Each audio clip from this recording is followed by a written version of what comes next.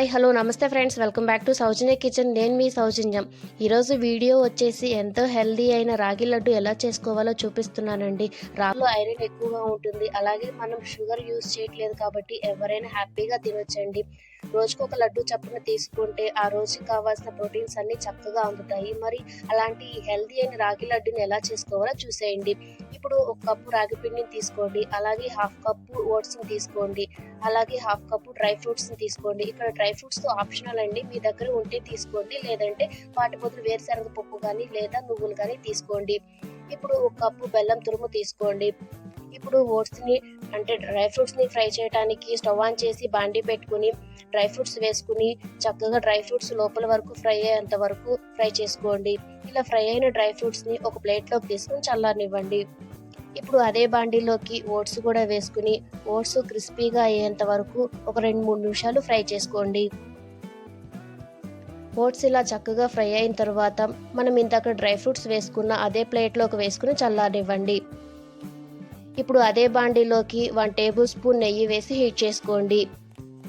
నెయ్యి హీట్ అయిన తర్వాత ఒక కప్పు రాగిపిండి పొడి వేసుకుని చక్కగా ఫ్రై చేసుకోండి. ఇక్కడ మీరు కావాలంటే రాగుల్ని కూడా యూస్ చేసుకోవచ్చండి. రాగిపిండి కొంచెం ఫ్రై అవ్వడానికి టైం పడుతుంది.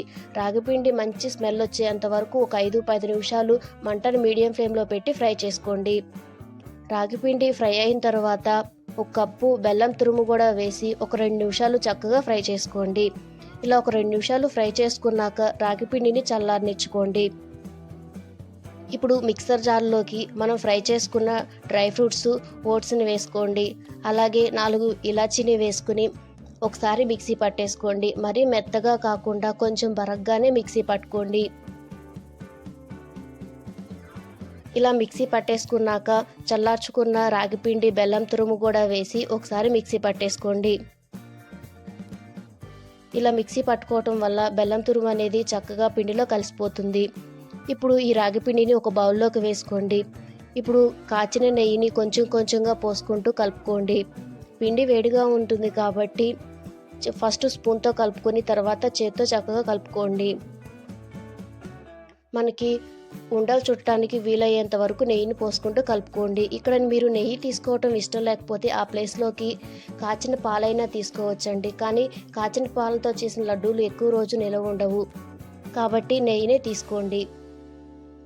ఇలా పిండి మొత్తాన్ని కలిపేసుకున్నాక చిన్న చిన్న ఉండల్లాగా చేసుకోండి. ఇక్కడ నేను పిల్లలకి కొంచెం అట్రాక్టివ్గా కనపడటానికి కాజు పెట్టుకుంటున్నానండి.